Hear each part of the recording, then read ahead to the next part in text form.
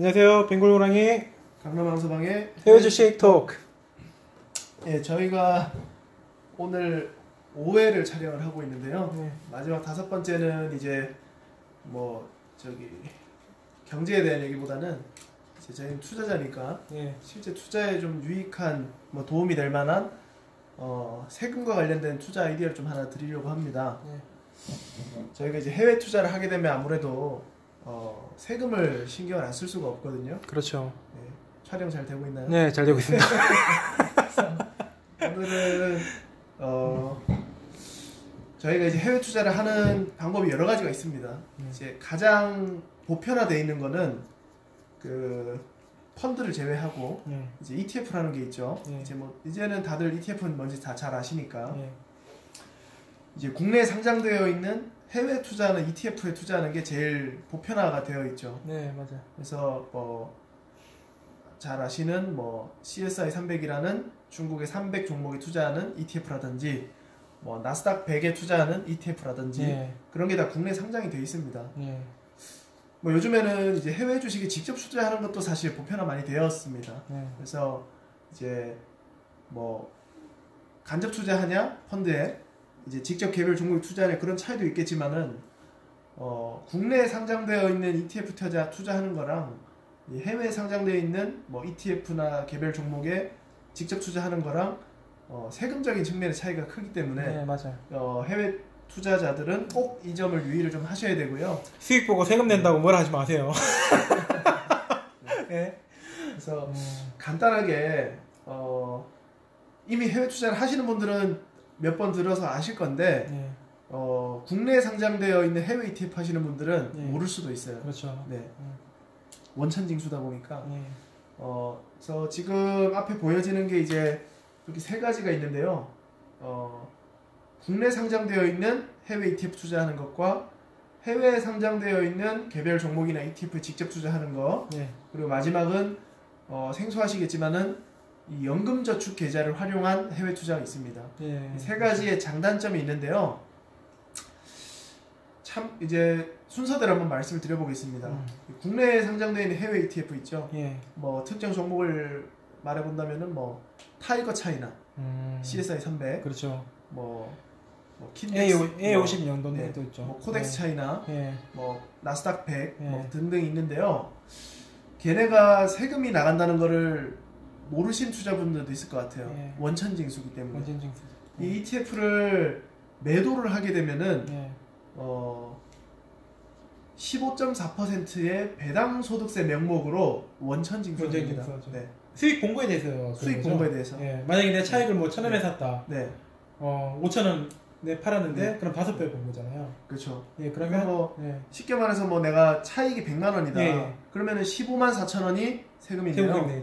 15만 4천 원을 뺀 금액이 내 통장에 꽂히게 되는 겁니다. 그렇죠. 원천징수 되거든요. 여기까지는 괜찮아요. 그 문제는 이제 소액 투자자들은 상관없지만은 금융소득 종합과세입니다. 그래서 내가 다른 어떤 금융소득, 이자소득 이런 게 다 합산이 돼서 종합과세에 해당이 되는 그런 투자원이 되거든요. 그렇죠. 그래서 이 부분 일단은 한번 이렇게 짚고 이제 다음으로 넘어가면요. 해외 상장되어 있는 개별 해외 주식 또는 미국에 상장되어 있는 ETF들. 이 미국에 상장되어 있는 ETF는 해외 주식으로 간주를 합니다. 그렇죠. 해외 주식이죠. 그래서 국내에서는 배당소득세 명목으로 떼지만은 해외에서는 양도소득세라고 해서 플레임은 해외 주식 양도소득세라고 해서 또 부동산 양도소득세랑은 또 별개입니다. 별개죠. 딱 분류과세죠. 해외 주식 양도소득세만 따로 분류과세거든요. 얘는 장점은 금융소득 종합과세에 해당이 되지 않습니다. 분류과세거든요. 그리고 단일 세율로 22%만 보면 좀 높아 보일 수가 있는데 일단은 분류과세라는 장점이 있고요.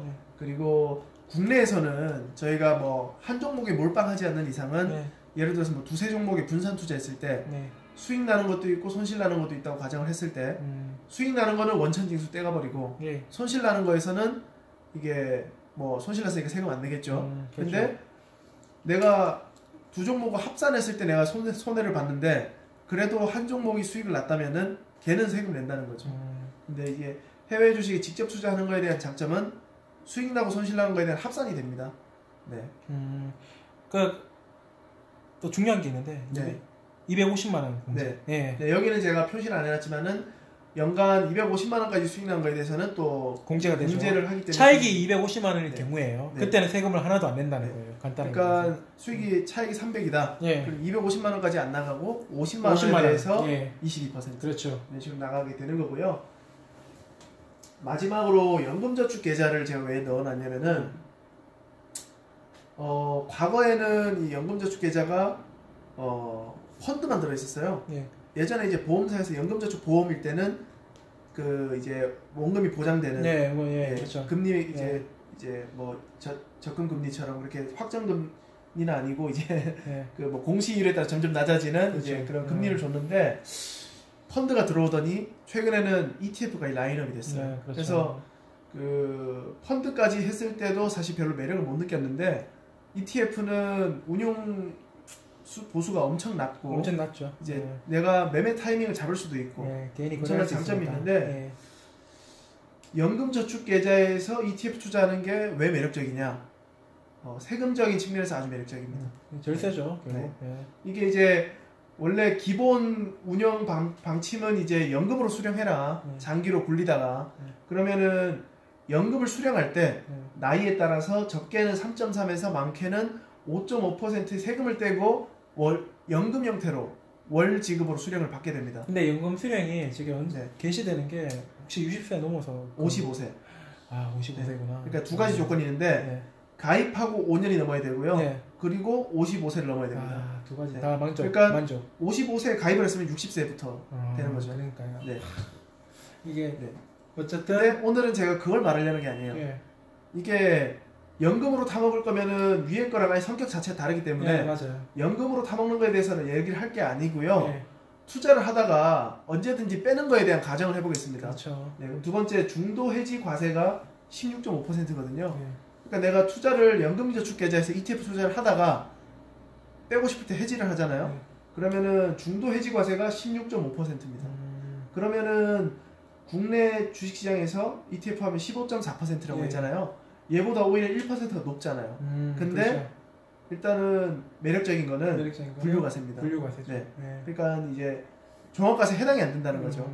그리고 또 하나 장점은 얘는 어떤 종목을 팔 때마다 배당소득세로 원천징수가 돼버려요. 근데 연금저축계좌에서는 이 계좌에서 돈을 빼기 전까지는 이익에 대해서 세금을 안 냅니다. 네. 그러니까 수익이 예를 들어서 1,000만 원이 났어. 그러면은 국내 주식계좌에서 팔면은 바로 154만 원 떼가잖아요. 네, 그렇죠. 근데 여기서는 내가 해지하기 전까지 이 계좌에서 돈을 빼기 전까지는 수익 난 거에 대해서 세금을 안 내요. 그러면은 세금 안 낸 그 이익을 가지고 또 재투자가 가능하죠. 계속 재투자 가능한 거죠. 그러니까 수익 나고 손실 나고 계속 반복되면서 세금을 내지 않고 자꾸 투자를 이어갈 수가 있다는 장점이 있습니다. 엄청난 장점이죠. 엄청 장점이죠. 그 중도 해지를 안 하면 되잖아요. 네. 계속 거래는 가능하고. 계속 굴리다가 뭐 사실 우리가 투자하는 이유가 사실 노후 대비를 위하기도 함이기 때문에 나중에 연금으로 타먹어도 돼요. 근데 나중에 내가 나는 그냥 투자용이었다. 목돈 마련을 위해서 나중에 해지한다.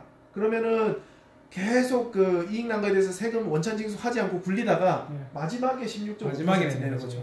네. 대신에 또 이렇게 좋은 거 하고 또 단점. 그러니까 사실 단점보다는 엄청난 장점이 있죠. 해외 투자만을 놓고 다른 시장과 비교했을 때. 근데 그렇죠. 정말 그 좀 뭐라 해야 될까요? 좀 안타까운 투자자분들 뭔지 아시나요? 연금저축계좌에서 국내 ETF 하시는 분들입니다. 그거는 그냥 일반 시장에서 국내 ETF 하면 세금이 없거든요. 그렇죠. 근데 연금저축계좌에서는 국내 ETF 투자해도 세금을 내요. 그러니까 원래 세금 안 내도 되는 투자를 해놓고 세금을 냅니다.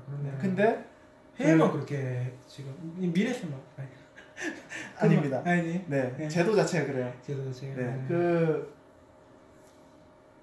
근데 이제 보통 이제 안정적으로 하고 싶으니까 그렇죠. 이제 투자자분들이 안전한가 하면은 연금보장액 뭐 가치 투자형 펀드 땡땡 펀드 뭐 이런 거 생각하잖아요. 근데 일반 펀드나 일반 국내 상장 ETF 하면은 세금을 안 내도 될 거를 굳이 연금저축계좌에서 세금을 내고 앉았다. 세금을 내고 앉았죠. 그러니까 해외 연금저축계좌에서는 무조건 해외 투자를 해야 돼요. 네, 맞아요. 국내 투자는 바보죠. 네, 바보죠. 네, 그거 여기서 하면 되잖아요. 국내 네, 그냥 국내 상장에서 그냥 하면 되죠. 네. 굳이 연금저축계좌 거래를 할 필요 없다. 네. 그러니까 이게 사실 해외 투자를 안 해보신 분은 안 하다을 수도 있는데 네. 해보신 분은 네. 이 국내 상장에서 ETF 팔았더니 원천징수에 떼가버리고 나 재투자해야 되는데 네. 세금 내고 재투자해야 되잖아요. 그렇죠.